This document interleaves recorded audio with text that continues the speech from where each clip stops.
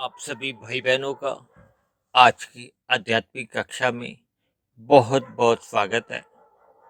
आज की चर्चा का विषय है रजोगुण की तीन अवस्थाएं। आपको ध्यान होगा कल हमने जो वीडियो बनाया था उसमें चर्चा की थी सतोगुण की तीन अवस्थाएं, और परसों के वीडियो में हमने तमोगुण की तीन अवस्थाओं का जिक्र किया था। क्योंकि 24 घंटे का ये दिन रात माना जाता है और हमने बताया था कि ये तीनों गुण सदा बने रहते हैं, ये नित्य कहे जाते हैं। देखिए, प्रकृति के तीन तत्व है ना, आत्मा परमात्मा तो चेतन तत्व है, और जो प्रकृति के गुण हैं तमोगुण रजोगुण और सतोगुण, इनको भी नित्य कहा जाता है। जबकि आत्मा को ज्ञान स्वरूप भी कहा जाता है और ज्ञान सदा नित्य रहता है। यानी प्रकृति में नित्य का गुण रहता है और आत्मा में ज्ञान का भी गुण रहता है, और ज्ञान सदा नित्य बना रहता है। यानी कि आत्मा में दो गुण रहते हैं, एक ज्ञान और दूसरा नित्य का। जबकि परमात्मा के लिए, क्योंकि परमात्मा को तो अनंत स्वरूप कहा जाता है, परमात्मा का तो अर्थ ही ये लिया जाता है कि परमात्मा, परम शब्द केवल एक सत्ता के लिए कहा जाता है।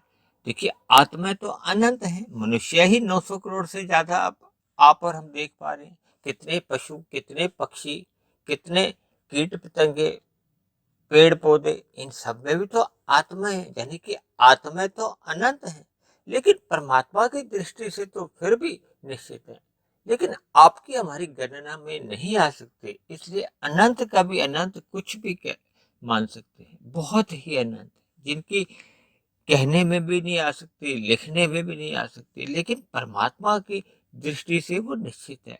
वो इसलिए क्योंकि आत्मा भी जन्म मरण से रहित है। अब हम बात करते हैं ये जो तीन गुणों की हम जो चर्चा कर रहे थे। देखिए, तमोगुण की हमने परसों विस्तार से चर्चा की थी, उसमें तीन स्थितियों का हमने एक अवलोकन किया था, उस पर प्रकाश डाला था। कल हमने सत्वगुण की तीन स्थितियों पर प्रकाश डाला था, और आज की वीडियो में हम रजोगुण की एक जो तीन स्थितियां बनती हैं उस पर हम कुछ प्रकाश डालेंगे। देखिए, तीन स्थितियां क्यों बनती हैं। आप सोचोगे कि परसों भी हमने तीन स्थितियां लिखी, आज भी, मतलब तीन अवस्थाएं इनकी क्यों बन जाती, क्योंकि गुण है तीन, और क्योंकि तीनों गुण नित्य बने रहते हैं। तो नित्य बने रहने का क्या मतलब है कि ये नहीं कि रजोगुण है तो उस समय तमोगुण भाग गया और सतोगुण भी गायब हो गया ना। किसी एक गुण की प्रधानता रहती है, दूसरा गुण गौण रहता है, और तीसरा गुण अति गौण की स्थिति में चले जाते हैं। शास्त्रों में ऐसा ही कहा गया, और बात भी तर्क संगत है, क्योंकि शास्त्रों में जो जो बातें लिखी गई हैं, बताई गई हैं, वो व्यवहारिक होती हैं, तर्क संगत होती हैं। ये अलग बात है कि आरंभ में हमें वो थोड़ी कभी कभी समझ नहीं आती, तो हमें कभी कभी शास्त्रों की बातों पे हम कभी कभी कुछ विरोध भी कर देते हैं, उनको अटपटी सी हम बता देते हैं।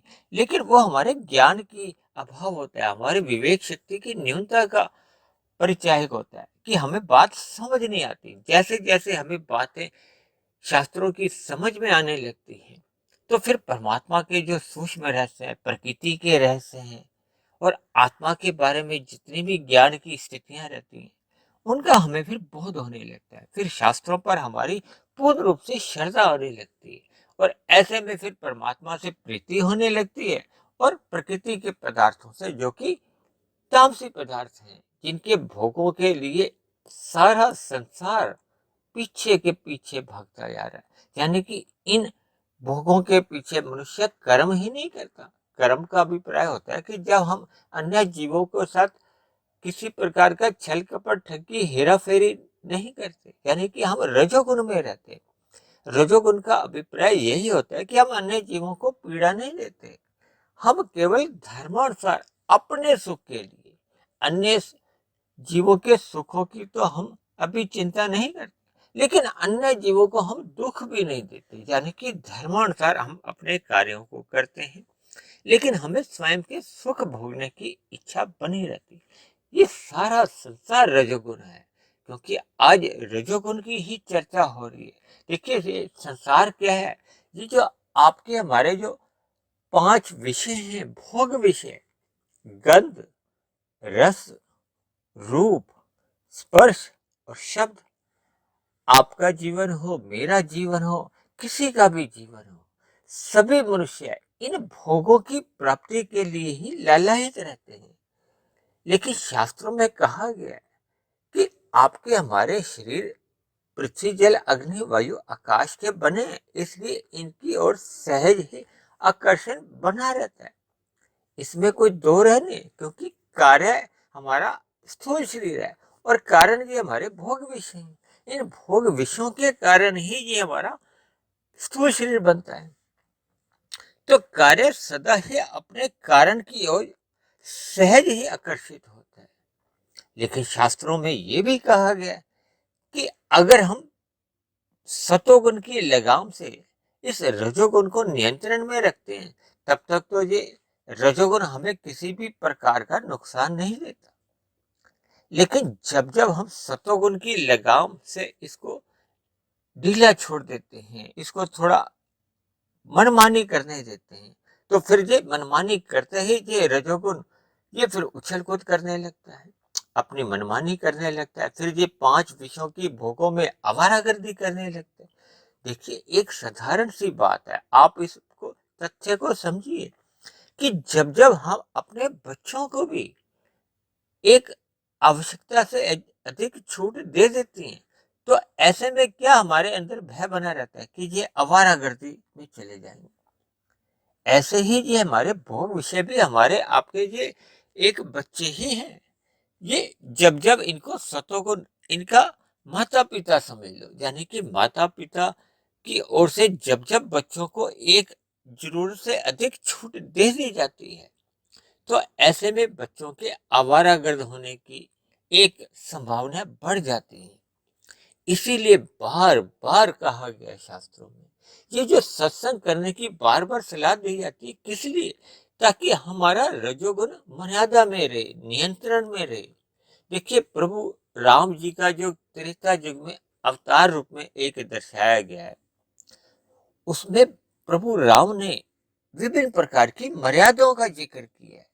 मनुष्य जब जब मर्यादा में रहता है, तब तक वो स्वयं भी सुखी रहता है और अन्यों को भी सुखी रखता है और उसका जीवन एक उन्नति की ओर अग्रसर होता है। लेकिन जैसे जैसे किसी मनुष्य द्वारा मर्यादाएं तोड़ी जाती हैं, तो भले ही वर्तमान में मर्यादा तोड़ने वाले को अल्पकालीन सुख मिल सकता है, लेकिन वो अन्य जीवों को पीड़ा देता है और फिर भविष्य में स्वयं भी कई गुना अधिक फिर स्वयं भी दुख पाता है। और जब जब मनुष्य दुख पाता है, तो उस दुख से निवृत्ति का रास्ता ढूंढता है। यानी कि सुख पाना हम सभी आत्माओं का एक स्वभाव होता है, दुखी कोई नहीं चाहता। इसीलिए तो शास्त्रों में बार बार कहा गया है कि किसी भी जीव को दुख मत दो। और कई बार तो ऐसा भी कहा जाता है, जियो और जीने दो। यानी कि अन्य जीव, देखिए हम जैसे सुख चाहते हैं, ऐसे अन्य जीव भी तो सुख चाहते हैं। जब हम स्वयं के लिए सुख चाहते हैं, स्वयं के लिए कोई गलत परिस्थितियां नहीं चाहते, तो फिर अन्य जीवों के लिए हम विपरीत परिस्थितियां क्यों बनाते हैं? इस पर हमें चिंतन करना चाहिए। तो आज की चर्चा में हम जो एक रजोगुण की 3 स्थितियों का जिक्र करने जा रहे हैं, उस पर चर्चा करने जा रहे हैं। मेरी आप सभी भाई बहनों से विनती है कि जिन भाई बहनों ने तमोगुण की 3 स्थितियों की वीडियो सुन रखी है और इसी तरह सतोगुण की 3 अवस्थाओं की भी वीडियो जो कल प्रसारित हुई थी वो भी सुन चुके हैं, वही भाई बहन इस रजोगुण की जो 3 अवस्थाएं आज हम चर्चा करने जा रहे हैं वही सुने।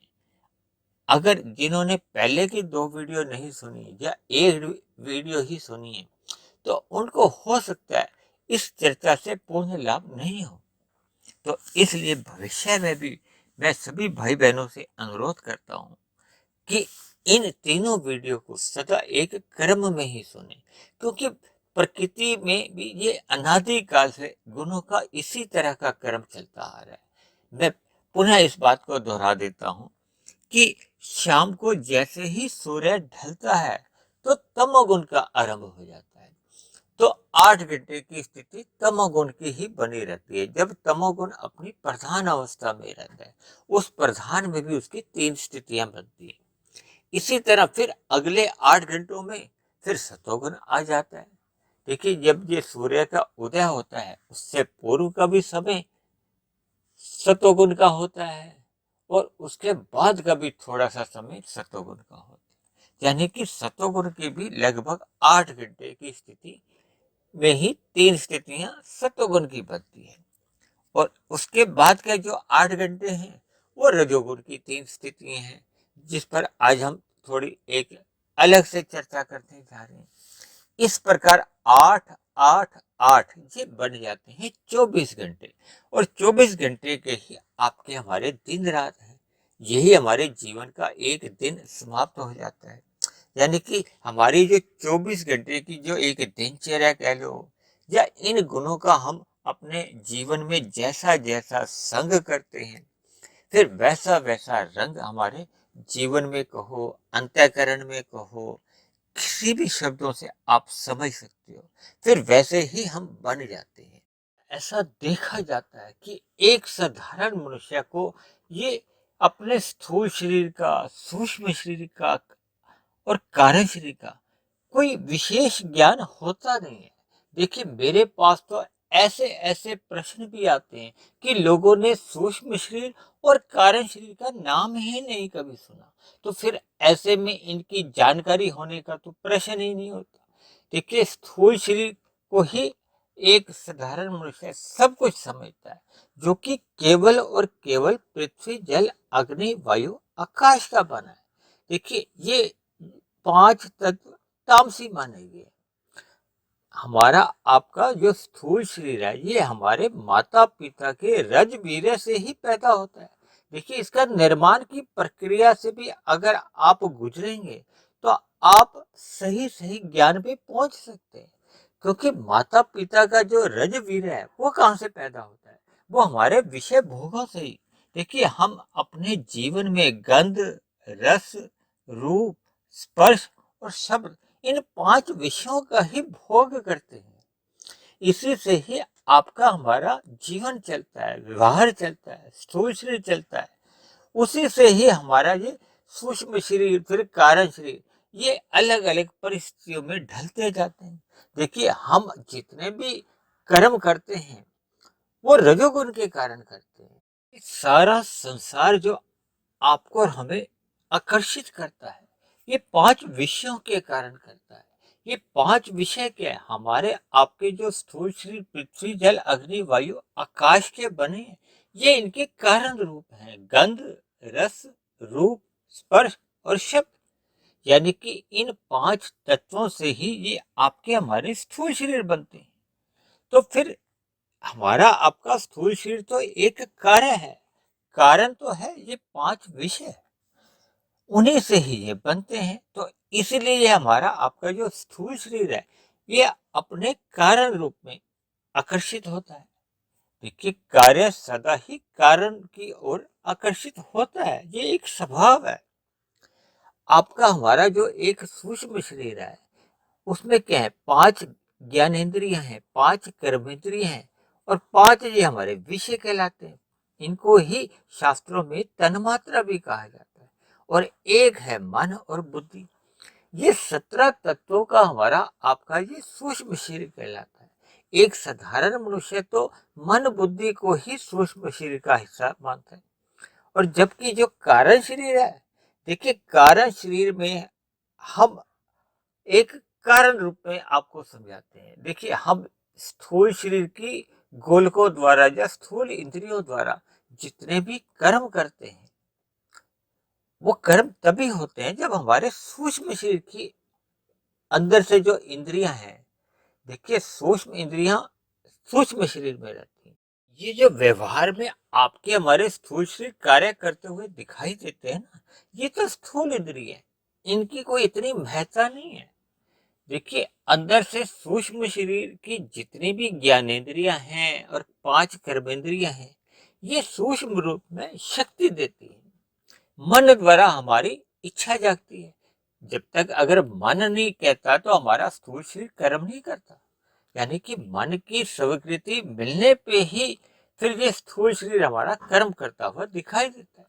देखिए, स्थूल शरीर से तो आप और हम कई बार देखते हैं कि अपंगता होती है, लेकिन सूक्ष्म शरीर जो अंदर के होते हैं उससे कभी आज तक किसी की भी अपंगता नहीं देखी जाती। उसकी अपंगता कभी हो ही नहीं सकती, ना आज तक हुई है ना भविष्य में कभी होगी। यानी कि सूक्ष्म शरीर की ज्ञानेंद्रियां और कर्मेंद्रियां वो पूर्ण रूप से स्वस्थ रहती हैं। लेकिन हमारी जो स्थूल इंद्रियां हैं, इनसे आप अपंगता तो देख सकते हैं, चाहे आंखों से हो, हाथ पैरों से हो। यानी कि हम जितने भी कर्म करते हैं वो सुख प्राप्ति के लिए करते हैं, जल दुखों को दूर करने के लिए। कहते हैं ना शास्त्रों में, सुख की प्रवृत्ति होती है और दुख से निवृत्ति, छुटकारा पाने के लिए। यानी कि आपका हमारा जो स्थूल शरीर सारा दिन जितने भी क्रियाकलाप करता है, ये रजोगुण के कारण ही करता है।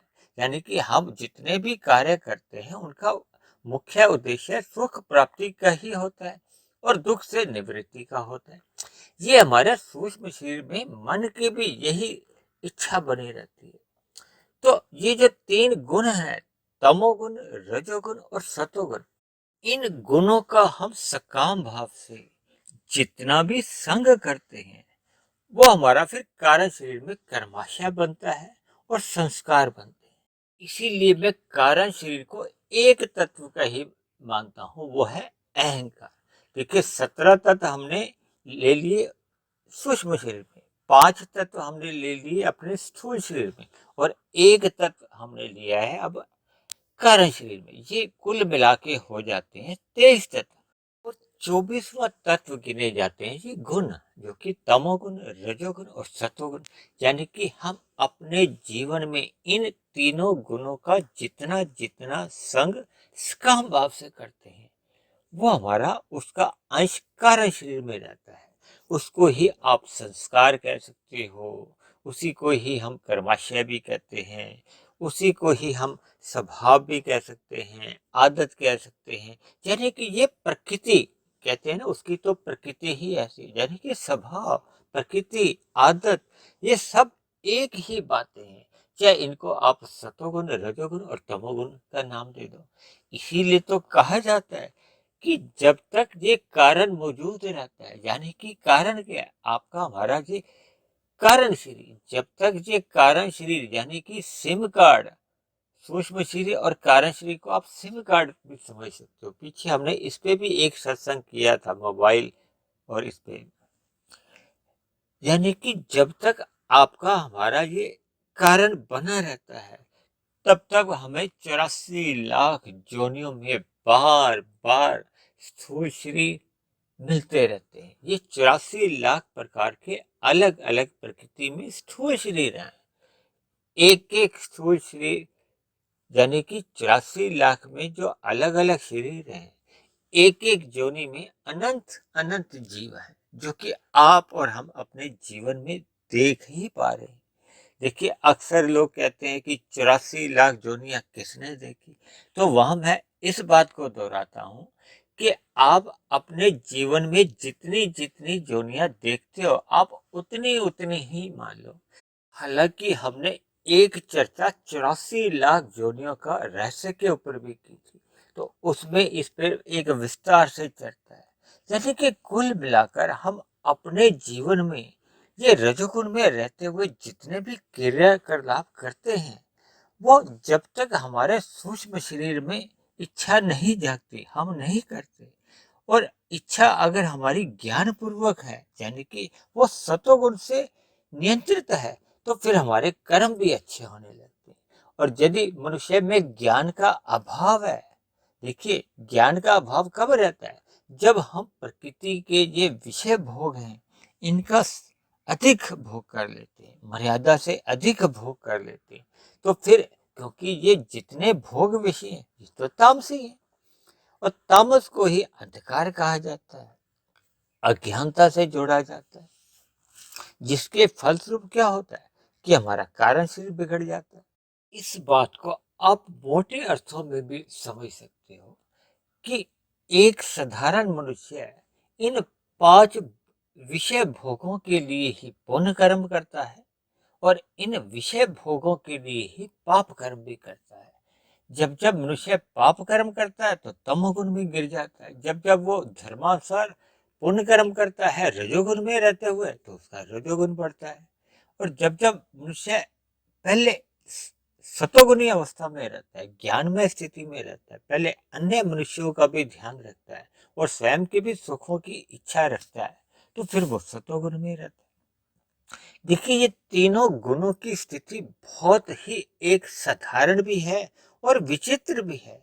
अगर समझ आ जाए तो बहुत ही साधारण सी है, और अगर समझ नहीं आए तो फिर ये हमारे लिए हमारा जीवन किस दिशा की ओर मोड़ देते हैं, वो हमें स्वयं को भी पता नहीं चलता। अभी हमने बताया ना, ये जो 84 लाख प्रकार की जोनियां हैं, ये 84 लाख जोनियों में जो जन्म मरण है वो इन्हीं गुणों के कारण ही है। हमने तो इस बात पे भी पहले चर्चाएं की है कि ये 3 गुण ही हमारे आपके स्थूल शरीर पे ये बंधन का काम करते हैं। ये जो हम अपने घरों के आसपास नीचे की जोनियों के विभिन्न जीव देखते हैं, पेड़ पौधे, कीड़े मकोड़े, कीट पतंगे, पक्षी पशु, ये भी कभी ना कभी आपके जैसे, हमारे जैसे, कभी ना कभी किसी न किसी युग में, भले ही लाखों करोड़ों वर्ष पहले रह चुके हों, वो भी आपके हमारे जैसे मनुष्य ही थे। उन्होंने भी अपने अपने जीवन में इन विषय भोगों को आकर्षित होते हुए रजोगुण में रहते हुए कम कर्म किए थे और तमोगुण में रहते हुए अधिक कर्म हो गए थे। जब हमारे कर्माशय में पाप कर्मों की अधिकता हो जाती है, पुण्य कर्मों की न्यूनता रह जाती है, तो फिर ये नीचे की जोनियों में उस बढ़ी हुई जो पाप कर्मों की अधिकता है उसको कम करने के लिए, या दूसरे अर्थों में आप यूं भी समझ सकते हो कि पाप कर्मों का दुख रूपी फल भोगने के लिए फिर प्रकृति की ओर से कहो, परमात्मा की ओर से ऐसी व्यवस्था है कि फिर वो नीचे की जोनियों में जन्म लेना पड़ता है। जैसे जैसे नीचे की जोनियों में दुख रूपी फल कटते जाते हैं और वो पुण्य कर्मों की बराबरी में आ जाते हैं, तो फिर पुनः मनुष्य जोनि का अवसर मिल जाता है। और आपको और हमें तो देखिए, ये मनुष्य जोनि का अवसर मिला हुआ है।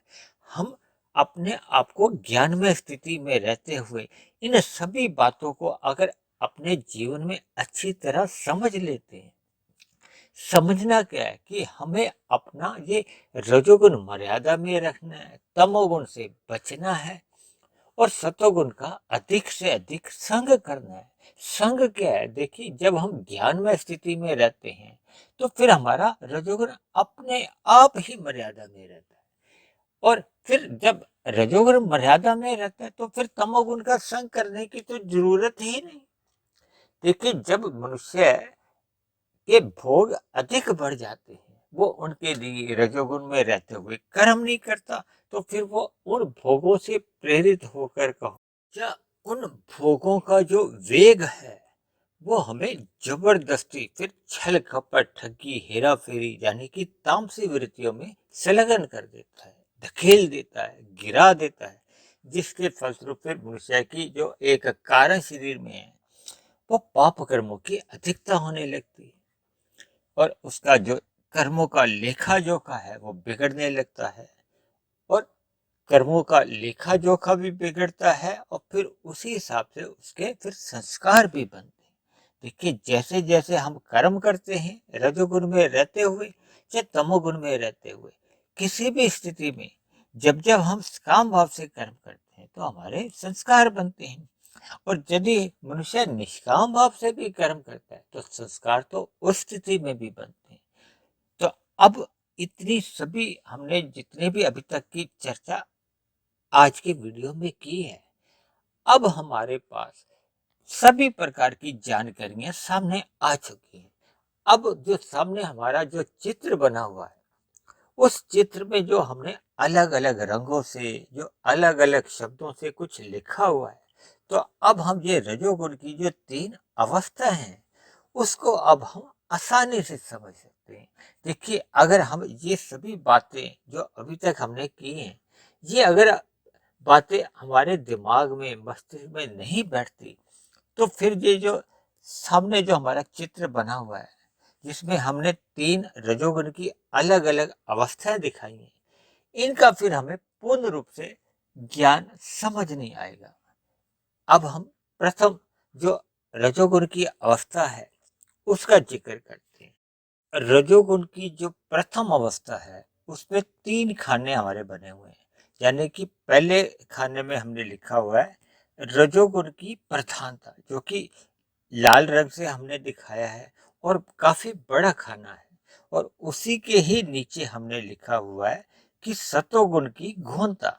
देखिए, प्रधानता और गौणता का हमने पहले भी 2 वीडियो में बार बार अर्थ बताया। प्रधान का मतलब है कि बहुत अधिक।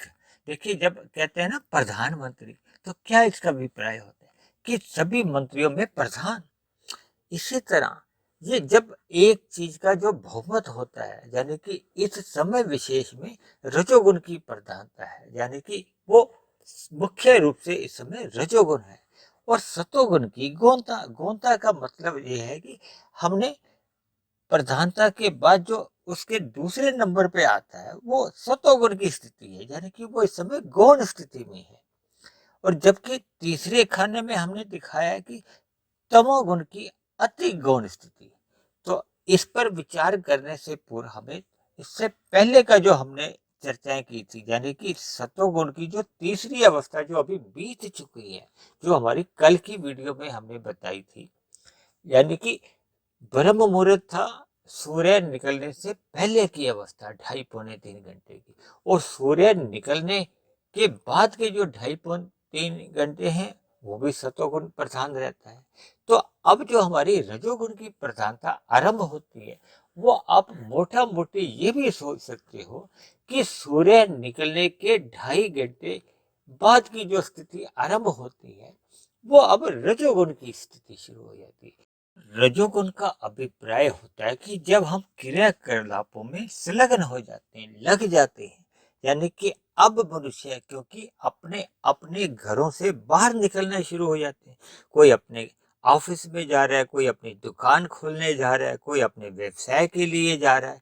यानी कि अब आप शहरों में विशेष रूप से देखोगे कि जब कहते हैं ना कि सड़कों में बहुत ज्यादा भीड़ भड़क्का शुरू हो जाता है, रश हो जाता है, जिसको एक साधारण शब्दों में लोग ऐसा भी नाम देते हैं कि पीक आवर्स पे दिल्ली में बहुत रश होता है। तो इसका अभिप्राय क्या है कि सभी लोग अपने अपने घरों से बाहर काम धंधों में चले जाते हैं।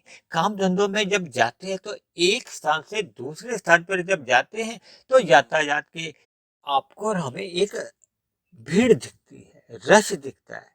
यानी कि रजोगुण का, देखिए, हमने तो एक रजोगुण का अभिप्राय बताना है कि यानी कि रजोगुण की अब प्रधानता है।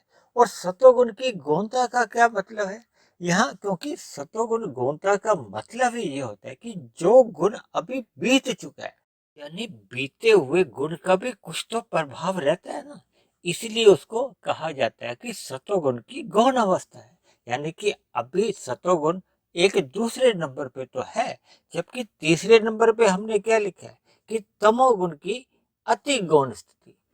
अति गौण स्थिति का मतलब ही ये है कि इस समय तमोगुण की बहुत ही अधिक न्यूनता देखी जाती है।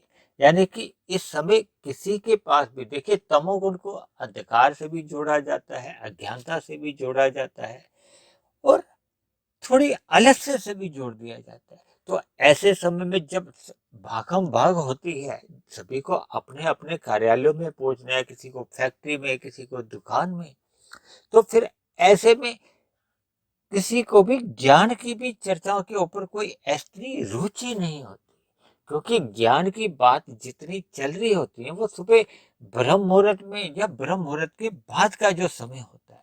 तो अब क्योंकि रजोगुण की प्रधानता है, इसलिए सतोगुण की गौणता कह सकते हो, और तमोगुण की अति गौण स्थिति है।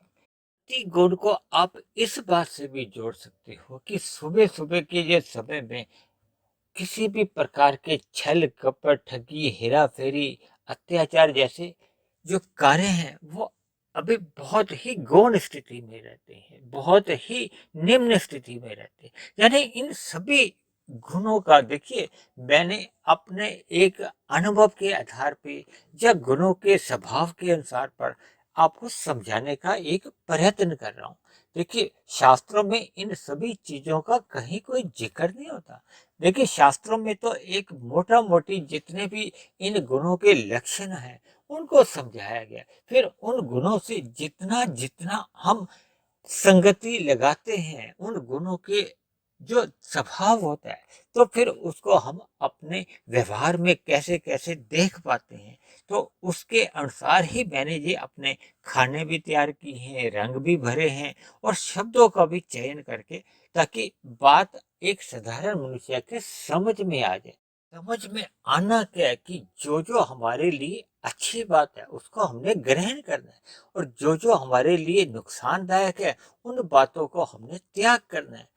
देखिए, सभी मनुष्यों के जीवन में अच्छी बातें भी होती हैं, बुरी बातें भी होती हैं, लेकिन समझदारी तो इसी में ही है ना कि जैसे जैसे हमें इन सभी जानकारियों का पता चलता जाता है या ज्ञान होता जाता है, तो फिर ज्ञान होने के बाद हमें अपनी दिशा भी बदलनी चाहिए, ताकि हमारी दशा में सुधार हो। दशा क्या है? देखिए, हमारा आपका जो कार्य शरीर में जो बनता जा रहा है, जो लिखा जा रहा है, उसमें सुधार होता जाए। क्योंकि मनुष्य जीवन में ही हम अपने आप को बिगाड़ भी सकते हैं और सुधार भी सकते हैं।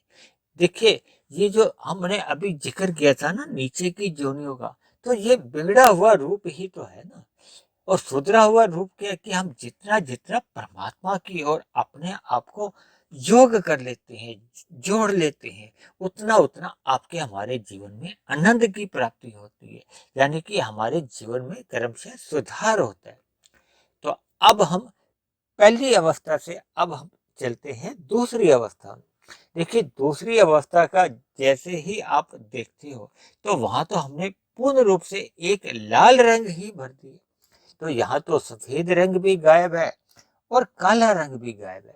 जबकि हमने अपनी चर्चाओं में या शास्त्रों में भी आता है कि ये तीनों गुण तो नित्य बने रहते हैं।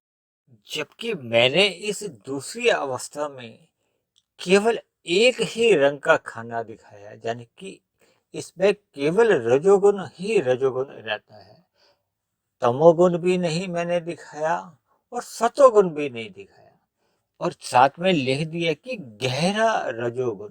गहरा रजोगुण का अभिप्राय हमें जानना होगा कि अब जो दूसरी अवस्था रजोगुण की रहती है, अब ऐसी अवस्था में मनुष्य जितने भी हैं वो सारे अपने काम में 100% लगे होते हैं। मेरा शब्द का अभिप्राय आप यूं भी ले सकते हो कि सभी अपने काम धंधों में व्यस्त रहते हैं, यानी कि डूब जाते हैं, मग्न हो जाते हैं, क्योंकि उनको सभी को अपने अपने कार्य करने की एक जल्दबाजी होती है कि मेरा ये काम भी पूरा हो जाए, मेरा ये काम भी पूरा हो जाए। मतलब प्रत्येक मनुष्य में इस समय केवल रजोगुण की ही एक पूर्ण रूप से प्रधानता बनी रहती है। इसीलिए मैंने इसको रजोगुण के साथ साथ एक गहरा रजोगुण का नाम दे दिया, क्योंकि इस समय तमोगुण भी बहुत दूर की अवस्था है और सतोगुण भी बहुत दूर की अवस्था है। केवल कार्य ही कार्य रह जाता है।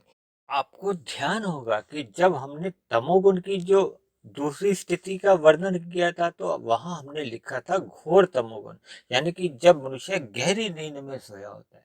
इसी तरह एक जो सर्वोत्तम सतोगुण की अवस्था थी, जिसको कि ब्रह्म मुहूर्त का नाम कहा जाता है। ब्रह्म मुहूर्त में केवल और केवल परमात्मा की ही चिंतन होता है, परमात्मा का ही ध्यान लगाया जाता है, परमात्मा के प्रति ही हमारी सभी कार्य होते हैं। तो इसलिए उसको ब्रह्म मुहूर्त का नाम दिया गया। और अब क्योंकि रजोगुण कार्यों से संबंधित ही सारी क्रियाओं का ही एक नाम है कि सभी मनुष्य एक काम धंधों में ही लगे रहते हैं, तो ये जो एक मध्यम स्थिति होती है ना, ये दूसरी अवस्था होती है, चाहे वो सतोगुण की हो, चाहे रजोगुण की हो या तमोगुण की हो, वो अपने अपने गुण की एक शुद्धतम अवस्था होती है, जिसमें वो गहरे तल पे मनुष्य चले जाता है।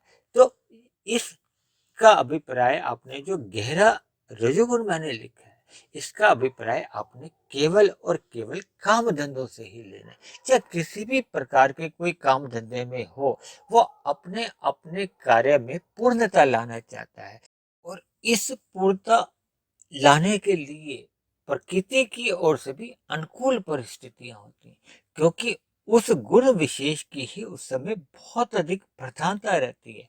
उसको अन्य दो गुणों की, वो दाएं तरफ कह लो और बाएं तरफ कह लो, वो दोनों ही स्थितियों से मुक्त होता है, लगभग मुक्त की स्थिति होती है। तो ऐसे में उस गुण विशेष की हमारे ऊपर एक विशेष कृपा रहती है, तो फिर हम उस कार्य विशेष को आसानी से कर सकते हैं, क्योंकि ऐसी स्थिति में अन्य दोनों गुण लगभग सुप्त अवस्था में रहते हैं, बहुत ही कमजोर अवस्था में रहते हैं। इसलिए वो गुण विशेष का हम विशेष लाभ ले सकते हैं। जैसे तमोगुण में देखिए, जब घोर तमोगुण का मैंने बताया, तो उसमें एक साधारण तल पे भी सभी को ही नींद आ जाती है। और जब हम विशुद्ध सतोगुण की, परमात्मा वाले गुण की बात करते हैं, तो फिर एक साधारण मनुष्य का भी परमात्मा की ओर एक सहज ही ध्यान लगने की एक आशा बनती है। देखिए, जब जब मनुष्य उस समय विशेष में उठा होता है, भले ही वो परमात्मा की ओर ध्यान नहीं भी लगाना चाहे, तो भी प्रकृति का कुछ ऐसा वातावरण होता है, या प्रकृति के उस गुण का प्रभाव होता है, कि मनुष्य परमात्मा की ओर सहज ही सोचने पे एक मजबूर हो जाता है, यानी कि उस अच्छे के लिए। देखिए, जैसे तमोगुण में, घोर तमोगुण में हमें नींद आ जाती है, तो वो हमारे अच्छे के लिए होती है कि उस समय सोना भी चाहिए। ऐसे ही ब्रह्म मुहूर्त में जगने मात्र से ही परमात्मा की हमें अनुभूति होने लगती है।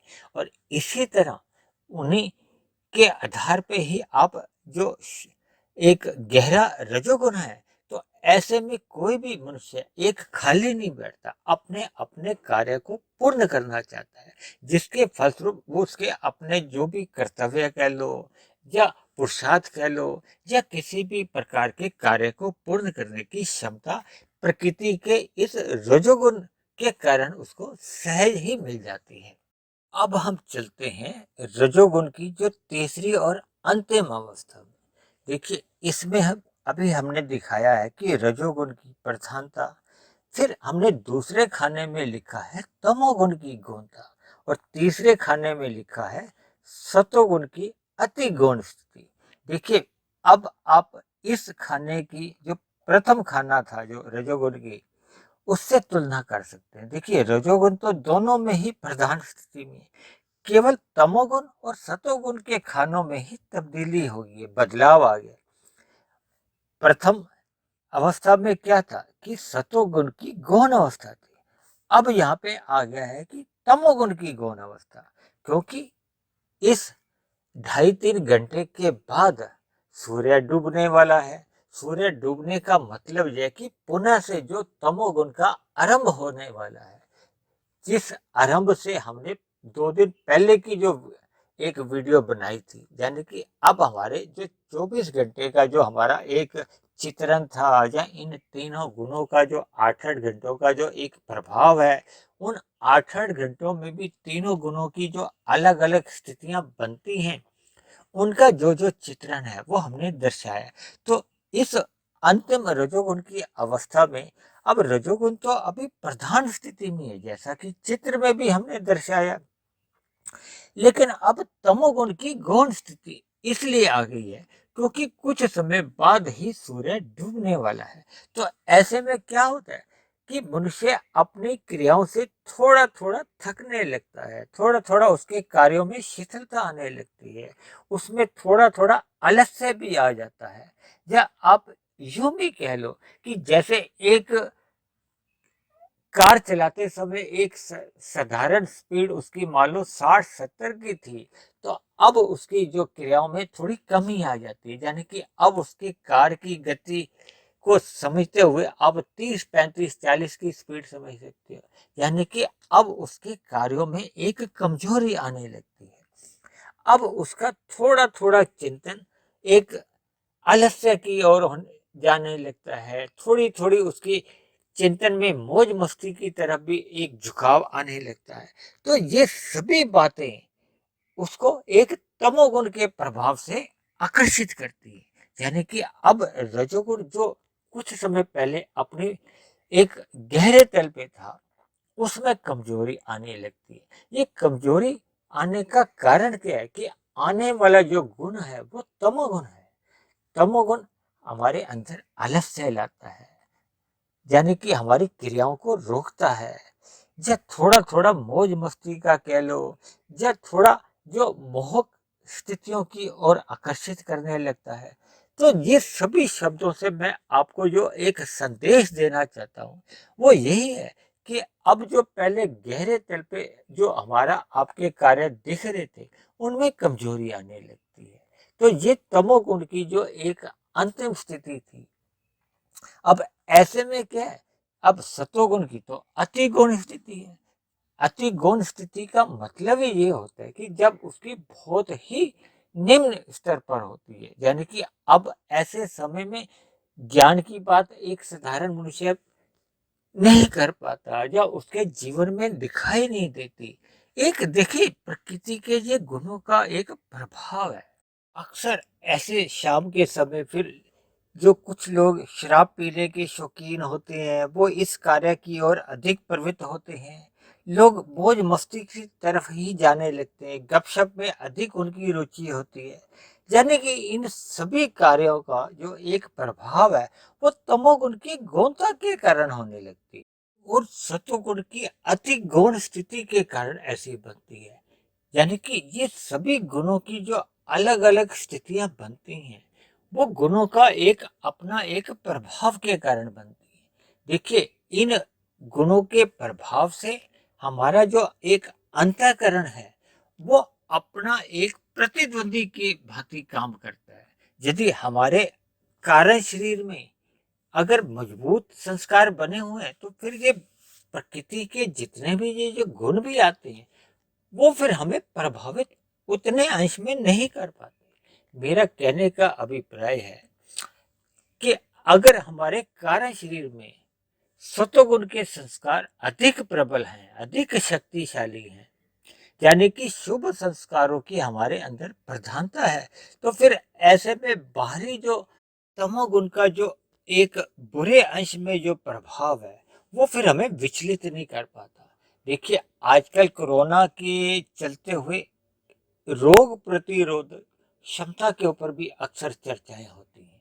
इसी बात को ध्यान में रखते हुए हम अपने कार्य शरीर को भी उससे जोड़ सकते हैं। यानी कि हमारे कार्य शरीर में अगर शुभ संस्कार अधिक बने हुए हैं तो समझ लेना कि हमारे अंदर ये जो रोग प्रतिरोधक क्षमता है ना, यानी कि रोग क्या है, ये तमोगुण एक रोग के समान है। यानी कि फिर हम तमोगुण का जो एक बुरे अंश का जो एक प्रभाव है उससे लड़ने में सक्षम रहते हैं। यानी कि वो तमोगुण जो अपना मल रूपी प्रभाव है वो हमारे अंतःकरण के एक रोग प्रतिरोधक क्षमता स्वस्थ होने के कारण वो उस पर हमला नहीं कर पाता। यानी इन सभी तथ्यों को आप एक अपने जीवन में सकारात्मक दृष्टिकोण से आप सोच सकते हैं, समझ सकते हैं। यानी कि हमें अपने अपने जीवन में सत्वगुण का संग प्रभावशाली ढंग से इतना करना है कि जो तमोगुण का जो मल रूपी एक प्रभाव है उससे हम अपने आप को बचा सकते हैं और अपने मिले हुए जीवन में अपना आध्यात्मिक उन्नति का एक जो एक निरंतर प्रयास है उसको हम एक सही दिशा दे सकते हैं। चर्चा को समाप्त करने से पूर्व मैं आपको इस बात को फिर बल देकर दोहराना चाहता हूँ कि हम सभी मनुष्यों को ये मनुष्य योनि केवल और केवल अपना सत्वगुण बढ़ाने के लिए मिली है। और जैसे जैसे मनुष्य सतोगुण में अपने आप को स्थित कर लेता है तो फिर वो परमात्मा जो कि विशुद्ध सतोगुणी है, हम अपनी आध्यात्मिक यात्रा को एक दिशा दे सकते हैं। देखिए, सत्वगुण में स्थित होने पर ही फिर हम परमात्मा रूपी जो एक आध्यात्मिक यात्रा है उसको हम आरंभ कर सकते हैं। और इस आध्यात्मिक यात्रा को हम जितने जितने स्तर तक कर लेते हैं, यानी जितने जितने पड़ाव तक हम उस यात्रा से आगे निकल जाते हैं, वो आपकी हमारी आध्यात्मिक यात्रा सुरक्षित मानी जाती है। यानी कि अगले मनुष्य जोनी में हमें उस बिंदु विशेष से ही आगे की आध्यात्मिक यात्रा करनी होती है।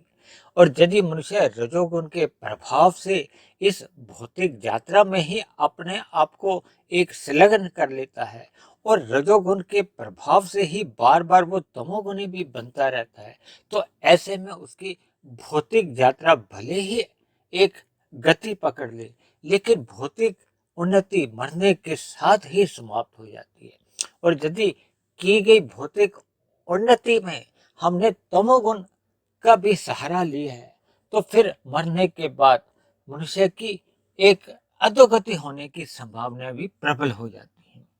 तो इन्हीं शब्दों के साथ आज की चर्चा को अब हम यहीं विश्राम देते हैं।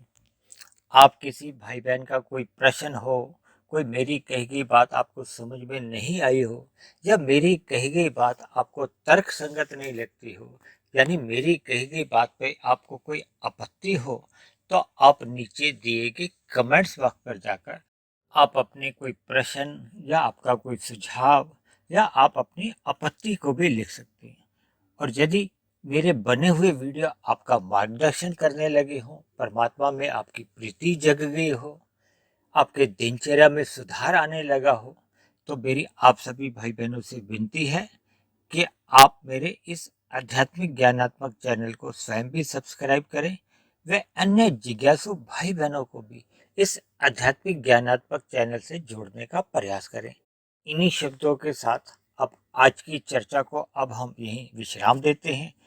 आज की चर्चा के साथ ही अब हमारी जो एक श्रृंखला थी, सतोगुण की 3 अवस्थाएं, रजोगुण की 3 अवस्थाएं और तमोगुण की 3 अवस्थाएं, जिसका हमने आरंभ किया था तमोगुण की 3 अवस्थाओं से, फिर हमने दूसरा वीडियो बनाया सतोगुण की 3 अवस्थाएं, और जो आज का वीडियो था हमारा वो था रजोगुण की 3 अवस्थाएं। तो मेरी आप सभी भाई बहनों से एक बार पुनः विनती है कि आप इन वीडियो को इसी क्रम से ही सुने तो आपके लिए ज्यादा बेहतर होगा, क्योंकि प्रकृति के जो 3 गुण हैं वो भी इसी क्रम में ही आते हैं, जिनको समझने में आपको एक आसानी लगेगी।